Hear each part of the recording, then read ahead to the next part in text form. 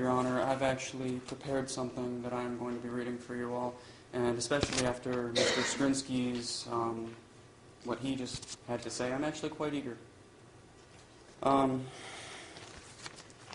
First of all, I'd like to thank the court for allowing me the opportunity to speak on the record before my sentence is imposed. The event that's brought all of us here today was nothing short of an absolute tragedy that's affected the lives of a lot of people. And I want to express my deepest condolences and sympathies to the members of the Cipriano family who were affected by this incident. You know, I never intended for any of this to happen. And every day I deeply regret the fact that I was unable to stop it.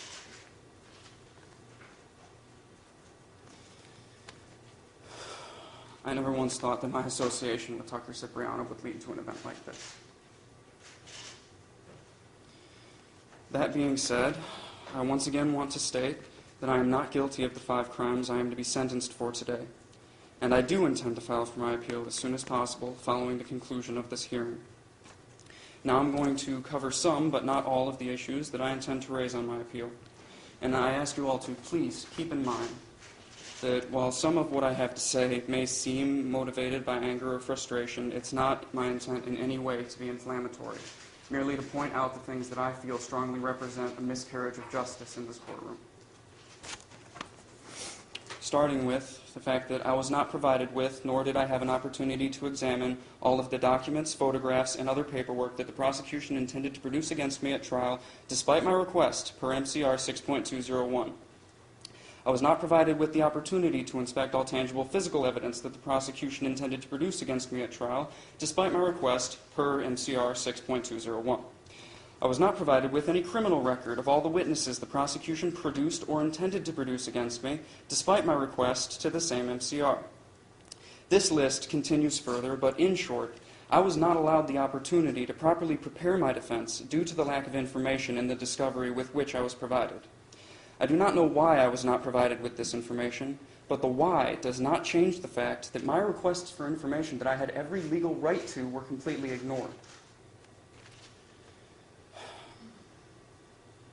And this brings me to the subject of Michael McCarthy, my court-appointed attorney, and I would like to thank you, Michael, for the things that you had to say on my behalf. They were very kind, but unfortunately, I also do have to bring to attention, I do have to bring to attention that I'm not satisfied completely with the counsel that you have provided me. I believe there were many things that should have been done that weren't. As Michael McCarthy said, he and I have met countless times over the course of this case where I expressed my concerns and expectations involved in my defense. Unfortunately, these expectations were not met. I presented Michael with the names of witnesses who I wished to be called to testify on my behalf at trial, and to my knowledge, Michael did not so much as interview these individuals, and my request went ignored. During our meetings, I brought to Michael's attention numerous points that I wished for him to present at trial, and despite his assurances to me at the time, he neglected to address many of these issues. Among these were the defenses that I requested that he present. These included abandonment, claim of right, duress, and the mere presence defense. Of the 4 defenses that I found to apply to my circumstances, all of which were agreed to at the time of my request, only mere presence and duress were presented. When I questioned Michael on this at trial, he remarked to me that at that time nothing could be done about it. In doing this, he impeded upon my constitutional right to present my defense. No witnesses were called in my defense. My requests for various types of expert witnesses went ignored. No defense exhibits were prepared whatsoever for the jury. Witnesses were not confronted on multiple contradictions and inconsistencies that were present in their testimony. Points that I practically harped Michael on that were key in my defense were entirely neglected, and timely objections were not made where they were due.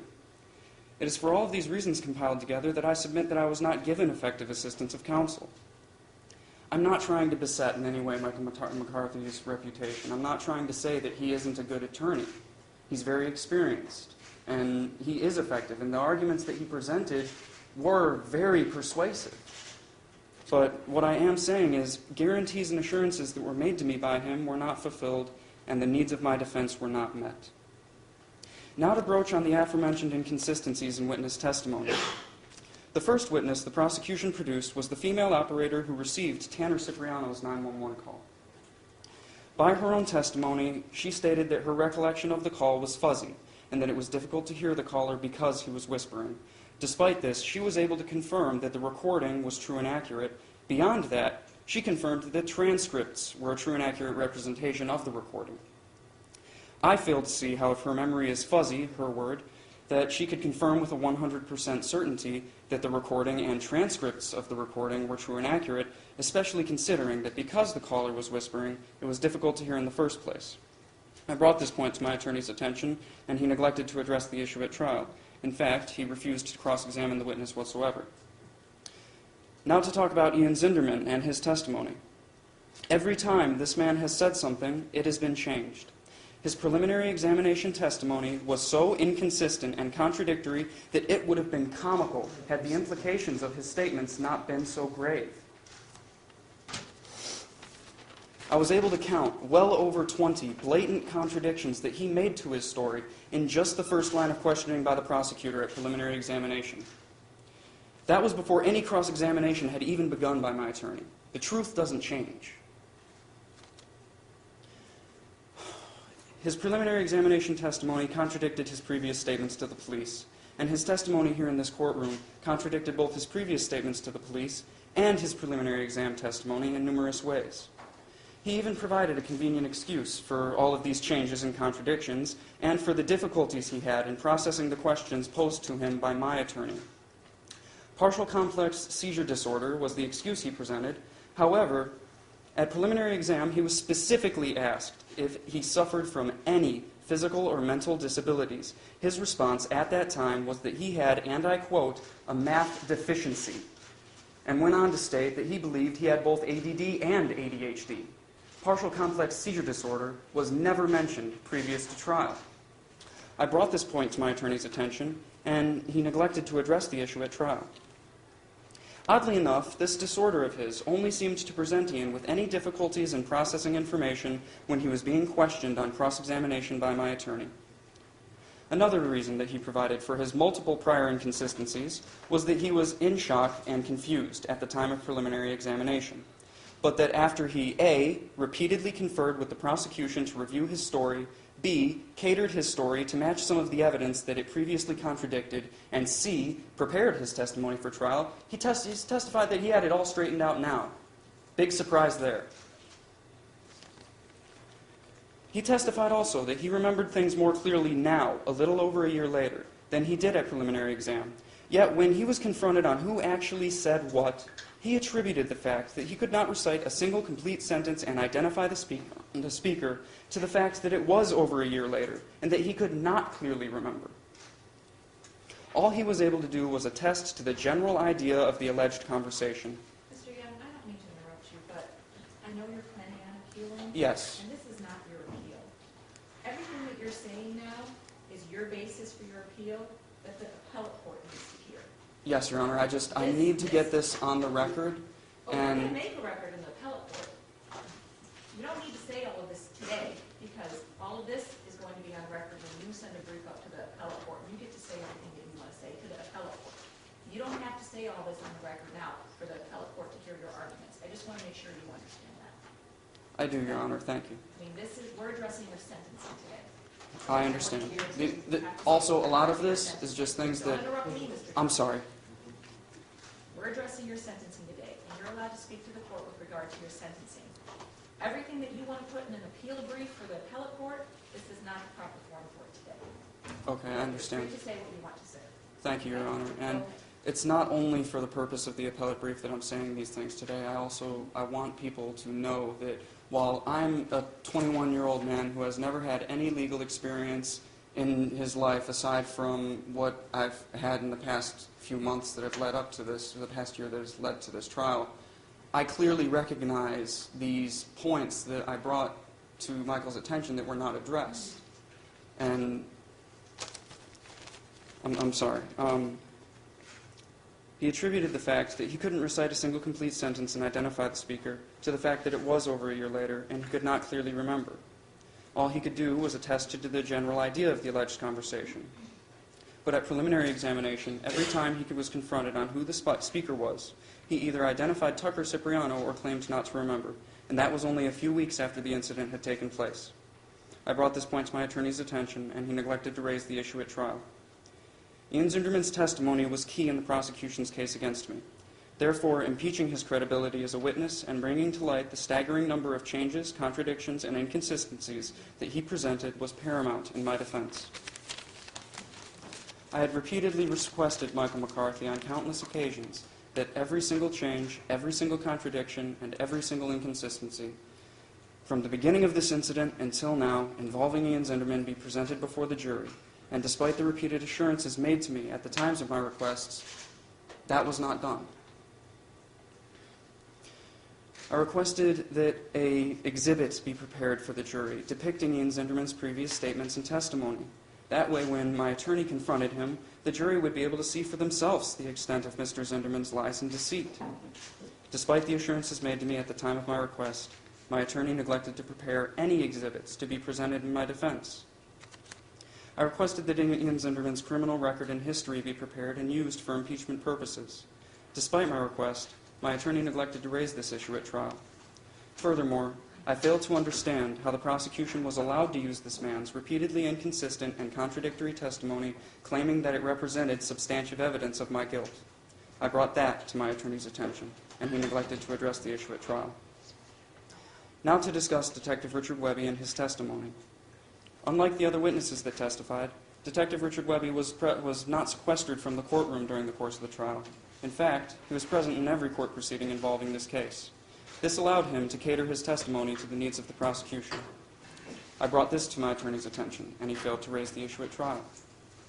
In regard to his actual testimony, I had repeatedly instructed my attorney to drive home the fact that no evidence exists, aside from word of mouth, that I ever made the statements that were used against me at this trial.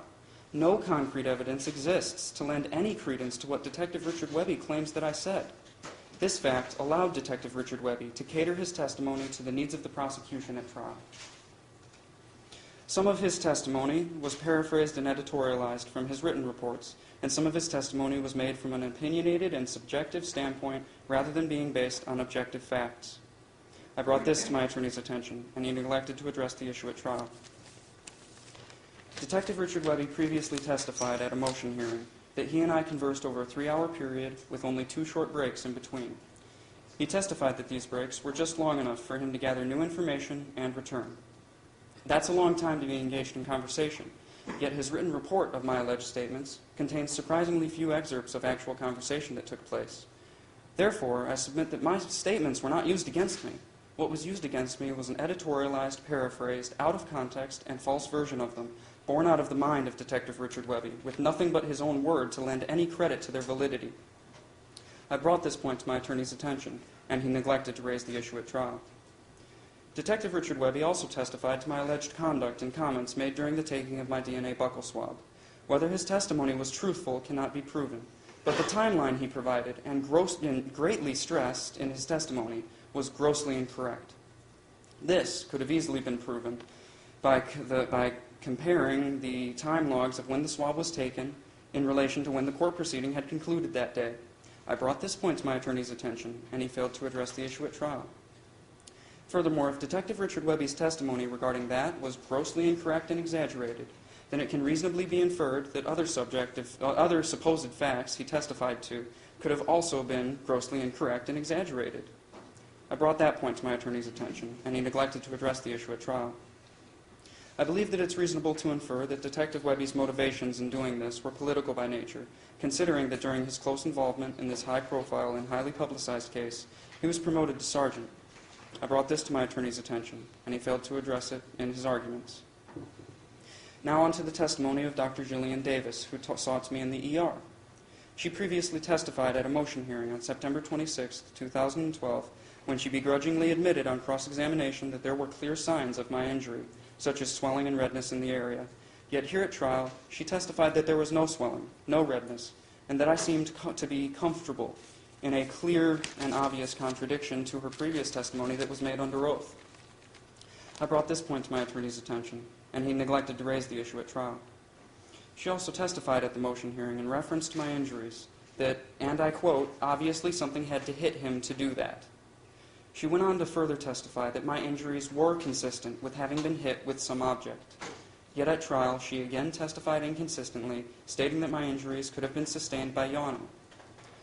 I brought these points to my attorney's attention, and he failed to confront her on these clear and obvious contradictions.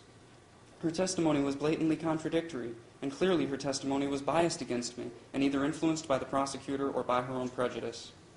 Even multiple arresting officers testified that I was clearly injured. It is why I was admitted to the trauma center of Botsford Hospital and administered the drug morphine for severe pain along with other medications through an IV. I refuse to believe that a reputable establishment such as Botsford Hospital would admit someone to their trauma center and give them an injection of a drug as serious as morphine if the individual showed no clear signs of a serious injury. There are many issues beyond what I have already made mention of that I intend to raise in my appeal. I merely hope that the appellate courts will be willing to give fair consideration to the issues that I present before them, regardless of me not specifically citing them here today. I don't believe that I was treated fairly or impartially during the course of this trial or the proceedings that led to it. Everything down to the prosecution's closing arguments and the overtly suggestive and inflammatory nature of the visual presentation they presented denied me any hope of a fair trial and engineered what I consider to be a strong miscarriage of justice. I had great potential and a multitude of opportunities at my fingertips for establishing a constructive and successful future for myself. I completed my high school education, holding a 3.8 grade point average or higher my entire senior year, and after 4 successful years enlisted as a JROTC cadet, I earned the position of B Company Commander by my senior year, taking with it a deep sense of accomplishment, satisfaction, and the respect of my peers. I have no juvenile record whatsoever, and before this incident, not a single violent conviction or any felonies on my record. Those who were closest to me and knew me on a personal level regarded me to be a kind-hearted, compassionate, intelligent, and talented, polite individual who would often go out of his way to help those who asked it of him. The implications that I planned and carried out these brutal acts of violence against individuals that I have absolutely nothing against, people that I don't know and have never met, at a place I have never been to with someone that I have been the acquaintance of for only 3 short weeks, is nothing short of ludicrous. I did not go to the Cipriano household intending to hurt anyone. I didn't go there intending to hurt anyone, let alone to kill someone.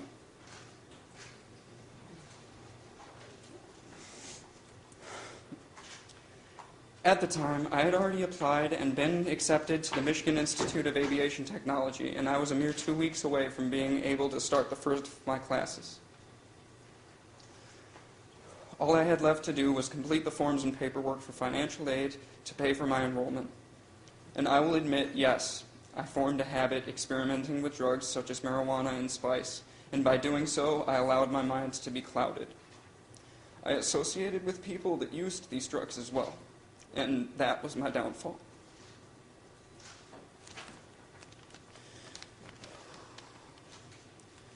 My message to all young individuals is to look at and learn from what happened here today in this courtroom.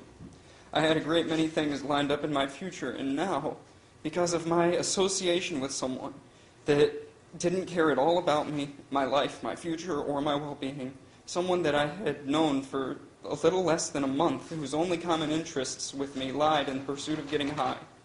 Because of that short association, I stand before you today facing a mandatory sentence of incarceration that will span the rest of my natural life.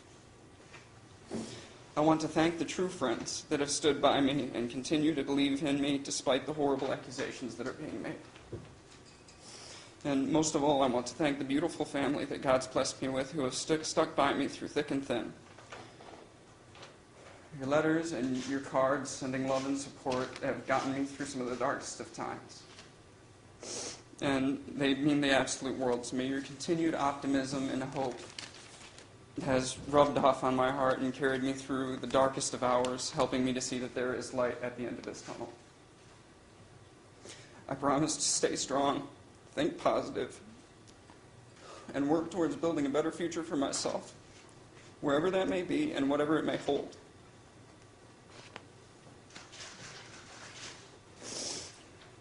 Finally, in regard to the Cipriano family, words do very little to express the depth of sorrow that I have for all of you. If there were any way that I could change what has happened, I would do it in a heartbeat. As I've already said, I never intended for any of this to happen to any of you, and had I been aware of what was going to occur inside that house that night, I never would have even been there. Nothing that I say can change what happened. Nothing that I do can bring Robert Cipriano back to you or take away the hurt experienced by Rose or Salvatore. I pray for you daily and wish with all of my heart that Rose and Salvatore Cipriano make a full and complete recovery. I pray that all of you are able to heal in your own way from the tragic reality that has led to this day. And if my words offer no comfort for your hearts, I just want you to know that you have my condolences, you have my sympathies, you have my highest hopes, my best wishes, and my prayers that the best things possible can happen for each and every one of you. And that you can have some measure of peace and happiness in your lives, despite whatever hardships that you may face in your future.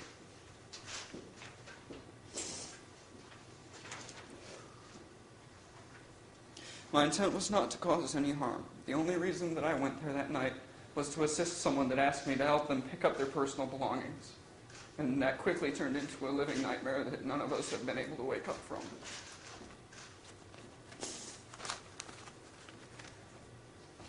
And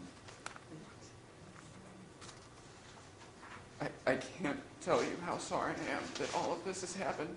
And if there was anything that I could do to take it back and find a way to change what has happened, I would do everything in my power to. And I understand that as a circuit court judge, Honorable Shalina Kumar, it's your duty and responsibility to impose the sentence of natural life incarceration because of the crimes that I've been convicted of, albeit that I feel I was wrongfully convicted. I don't think that the jury looked for reasonable doubt. I think they were looking for a reason. I don't in any way hold the sentence that is to be imposed against you or the court. I feel that I was not treated fairly. I don't feel that issues that were present were brought to the surface.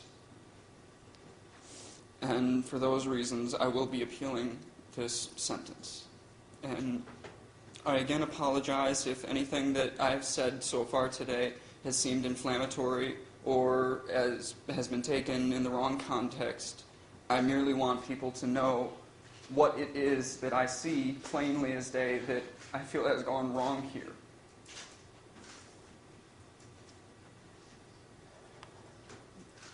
Thank you. Thank you for allowing me to speak. I'm ready for the sentence to be imposed. Ms. McCarthy, is there anything you'd like to say? About all that? Anything you would say? No. I won't respond to that. If ever there's a forum where that comes up, before this court, perhaps, should some opportunity like that arise, I'd be well prepared for that. I don't think that there'd be anything to gain from responding to this young man's despair here this afternoon. So I appreciate having that opportunity, but I'm going to pass it. Okay, Thank you. Mr. Schmidt, is there anything else you'd like to say for the record? I am horrified. Thank you. For the record, once again, I would like to express my sorrow to the Cipriano family for everything that they have gone through and continue to go through. Mr. Young, for the record, I want to acknowledge that you did not have the loving, supportive home life that Mr. Cipriano had. And I want to acknowledge that. I understand you had a very emotionally and physically abusive stepfather, and that is horrific for a child to suffer. And I do wish your stepfather was here today so I could explain to him his role in this whole event, because abuse is a cycle, and I do think that has clearly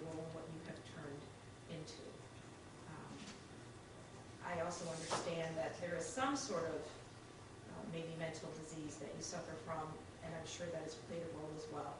I'm not sure how much of what we've heard today or your actions have to do with a mental disease or that you are a very manipulative person. It's probably a little bit of both, in my opinion. Your absolute refusal to acknowledge any of your decisions or your activities in this event, your absolute refusal to take any responsibility is really unbelievable to me. You are clearly a very intelligent young man. You absolutely, without a doubt, know wrong from right. And you are very critical of Mr. Zinderman, but Mr. Zinderman was smart enough to walk away that night, knowing what the two of you were likely to do. You did not use your intellect, as Mr. Zinderman did, to walk away that night. And you could have, and you should have, and you chose not to.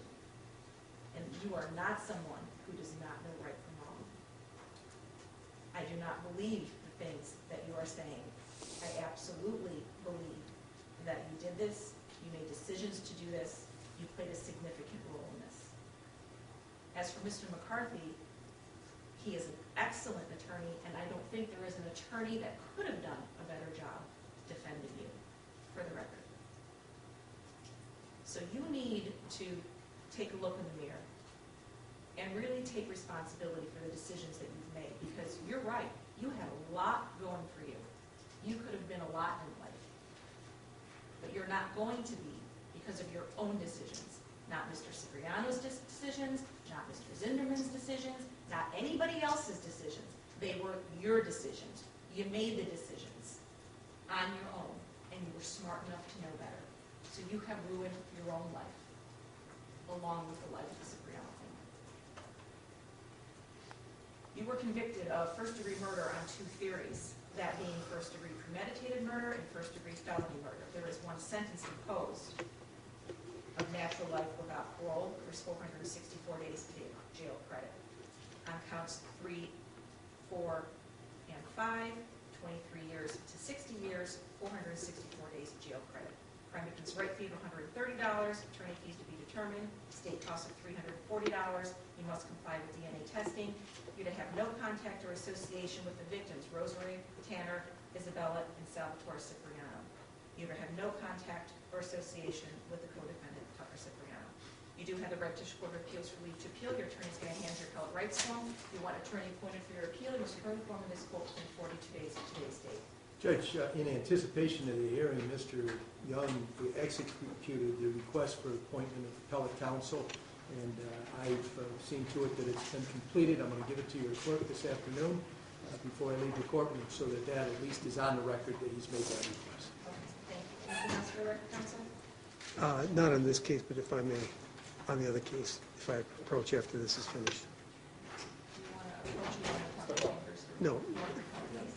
before you get up to bench.